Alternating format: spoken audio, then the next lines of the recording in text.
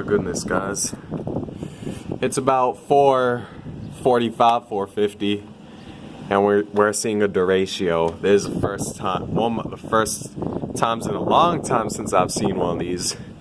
And we're seeing, I estimate, about 40-mile-per-hour winds, and the storm hasn't even started yet. So this is pretty crazy. Oh man, this camera keeps like trying to auto zoom or whatever. I'm gonna try to get a good view before a storm comes. I need to obviously close the window once that happens. But here's a little view.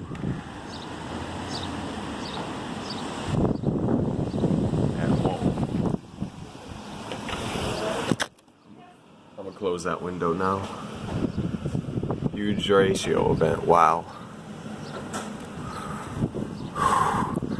I wish I could record this, but it's unsafe to even be close to the windows.